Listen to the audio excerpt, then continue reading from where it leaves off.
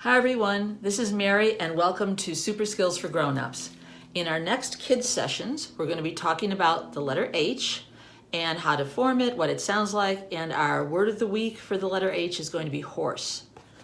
We've got a book called Are You a Horse by Andy Rash that we'll be reading. And in this book, a cowboy is given a saddle for his birthday and needs to go find a horse, but he's not quite sure what a horse looks like. And we're also going to do a craft, which I've adapted from the activities on a website called the OT Toolbox, which will develop your children's cutting skills, lacing skills, and we're going to work on a very basic kind of beginner's knot. So before we get on to the how-tos of the activity though, I'd like to talk a little bit about funny books, which this is one, and why they're good for early literacy. There's a couple of reasons I think that it's good to read funny books with your young child. First of all, if your child is laughing and having a good time, they associate reading with a fun activity, and this motivates them to want to do more of it. And secondly, when we're enjoying an experience, it becomes more memorable, and if it's easier to remember, that's good for reading comprehension. And my third reason is that funny books often turn on the idea that the reader knows something that the character in the story doesn't. Okay, so like this cowboy doesn't know what a horse looks like, so he makes a lot of silly mistakes. Your child probably does know what a horse looks like, so that's why he's able to understand why this cowboy's choices are funny.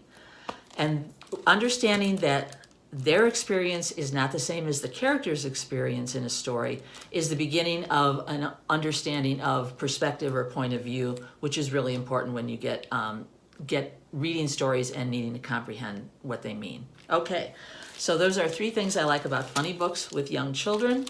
And I have a couple of my favorite authors of funny books. There are many, many authors who do fantastic funny picture books for kids. One of my favorites for young children is an author named Janet Morgan Stoic. She's written a series of books about a very inquisitive chicken named Minerva Louise. This one's a hat from Minerva Louise. This one is Minerva Louise and the Red Truck. And there are more as well. And Minerva Louise often makes pretty basic errors about the world. She is kind of the toddler version of Amelia Bedelia.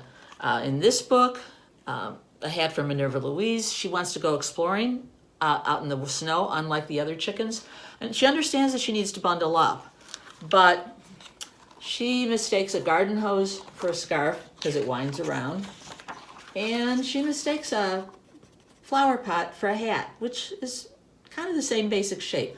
So we can see why she's making those mistakes, but the child knows those are not the right items. So it's funny to read, and everything always ends up great in the end for Minerva Louise. So that's one author I like. I also like Mo Willems, which I think we may have talked about him before. This is a book called Should I Share My Ice Cream? And it's one of a series of Elephant and Piggy early readers. You don't have to have a child that's a reader to enjoy these books with them. They have very simple storylines, few words. The pictures are very expressive. And for kids, the emotions in these stories are very relatable. In this book, Elephant has gotten some ice cream, which he loves. And basic question, should I share it? So he's real excited about his ice cream when suddenly, wait, Piggy loves ice cream too. So the whole rest of the book is poor Elephant debating on whether he should share his ice cream with his best friend Piggy. And of course, the insight that your child has that Elephant doesn't seem to is that what happens if he debates too long? What's going to happen to that ice cream? Okay. And like I said, expressions are funny. Willems is able to convey emotion in very few words and very few lines on the page, very few pictures. And there's always jokes in there for the grown-ups too, as you can see. While Elephant is struggling with this, whether he should share his ice cream, he's adapted the pose of the thinker in the Rodin sculpture. So that's just a little something for grown-ups. And Willems has written a lot of other books. Here's one, Knuffle Bunny, about a little girl named Trixie, who's really, she's really a baby. She doesn't really talk yet. She's taken her Lovey to the laundromat with her dad. They're gonna do the laundry for the family. And when Knuffle Bunny gets left behind, she tries to communicate to her dad what's going on, and the reader knows, once again, but the dad can't get it. So this is a fun book as well, and also very relatable, because how many kids have little loveys that mean a lot to them? My third author that I'd like to talk about is Jan Thomas, and she also has written many, many books for young kids. This is a reader. There's also a picture book version of it called The Doghouse, and this is just happened to be a Halloween book that she wrote that I have. And this one, turns on the, again, the reader knows something that the characters don't. Duck has gotten stuck in a pumpkin. Duck's friends, Piggy and Mouse, are horrified and frightened. But again, the reader knows that even though there's lots of wackiness that's happening because they think a pumpkin monster is chasing them, the reader knows what's really going on. In this book, it's a little more plot-driven and suspenseful. The animals have lost their, this one's called The Doghouse. This one's called Pumpkin Trouble, as you can see. In the doghouse, the animals are playing soccer. Their ball goes into a doghouse. There's a lot of scary and fierce sounds coming from there. And one by one, the animals go in to explore, to try to get the ball back, see what's going on. They don't come back out. So this is very suspenseful for young children. It's got a funny turnabout at the ending, and again, simple language, simple, very expressive drawings, and just fun to read with young children. Okay, let's move on to our activity. Okay, for our horse, we are going to need a piece of construction paper or cardstock to make the horse out of. Or if you don't have colored paper, you can make it whatever color you want. If you don't have colored paper, your child can color it. Just use white paper. The thicker paper, though, does make it easier for your child to cut. Something thicker than like printer paper. Okay, if you want to also have a piece of background paper for the child to glue the horse to, you can do that. Or you can just leave the horse as is. Also, a little bit of white paper and a little bit of black paper so you can make an eye. I just traced around a marker, and then I used a hole punch to punch out the iris, and your child can glue them together. Okay, the other little piece you'll need is just out of whatever paper you make the horse out of, just cut out a little tiny triangle for the horse's ear, and you can put the eye and the ear aside for now. So draw the horse's body, legs, and snout on your construction paper or your paper.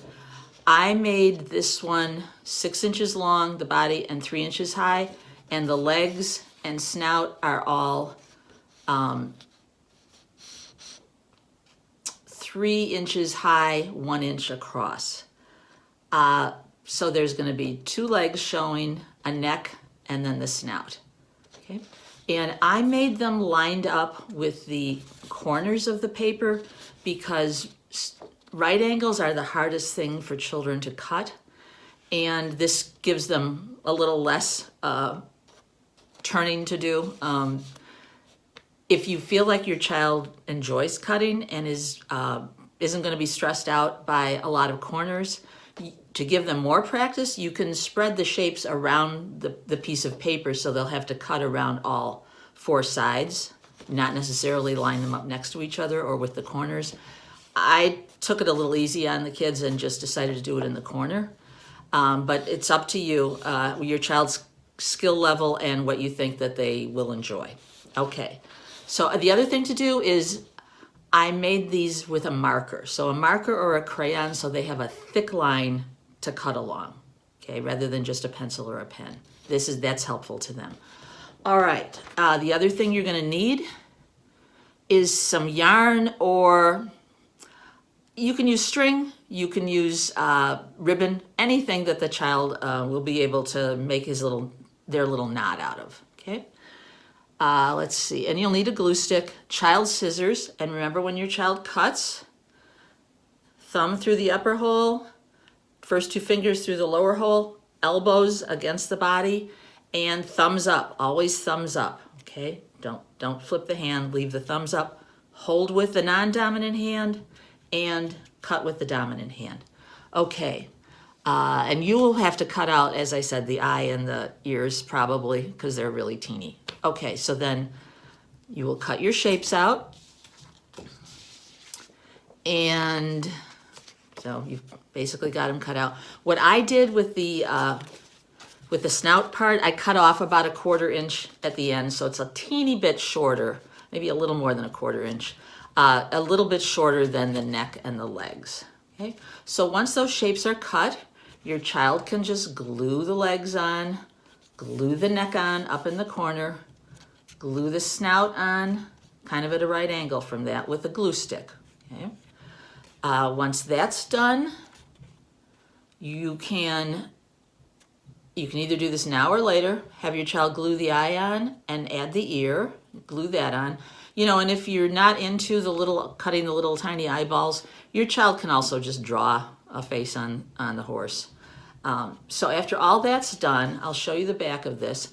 I used a hole punch to punch 5 holes on the horse's neck and 1 back here for his tail, and set that aside. And then whatever you're using, yarn, string, ribbon, and any of them are fine. You're going to want about 8 inches, maybe even a little bit more, so the child has enough to work with. And a child's scissors will usually cut yarn. Okay, I didn't have any trouble with this yarn. And so you can measure it out for him or her, and your child can cut it. If your child has trouble cutting the yarn or the ribbon, you can hold it for them, and they, maybe have your thumb marking where they need to cut, and then they can just take their scissors and snip and not have to worry about holding it. Okay, and once you've got about 8 pieces, see if your child can fold them in half. Okay. And what they're doing with the cutting and with this yarn work is working on their pincer grip, right? They're going to use their thumbs and their first fingers to do a lot of this work, and that's good. That's good practice and good strengthening. So once it's folded, let me poke a little hole here so that I can show you. They're going to work on a very basic knot. Okay, so there's our hole. Your child has the yarn cut in half. He or she is going to pinch this end and then poke it through the hole. Okay. This is really good bilateral coordination practice, as is the cutting of the yarn. So once that's happened, your child has the end in one hand and the loose ends in the other. He's going to push those loose ends through the loop and then kind of pull very gently. Okay. And that's his tail. If you want to double up on the tail to make it a little thicker, you can, or you can do 2 of these, one kind of angled up and one kind of angled down. But then you're going to do the same thing with the neck, okay? And just 1 piece of string or ribbon or yarn for the neck, okay? Those are all going to get laced through and tied. And if your child has trouble with doing this two-handed, you can help them, and they'll, have them maybe put the loop through, and you can put the ends through the loop, and you can hold it for them. So whatever steps in this horse that you need to assist with, just assist your child, because they'll be getting practice no matter what part of it they do, or if they can do the whole thing, that's great too. All right, and as a final step, if your child would like to glue the horse onto the background and maybe draw a few clouds in the sky or some grass on the ground, that's great. If they just prefer to leave it like this, that's fine too. And you can experiment with size, and obviously you can make this however size, color you want. Your child can color the horse, your child can color the background. Mainly cutting lacing and the little knot tying are really good fine motor skill practice, pincer skill practice, bilateral coordination practice, and strengthening. So that's our activity for this week. I hope you had fun, and I hope you have fun doing it with your child, and we'll see you next time.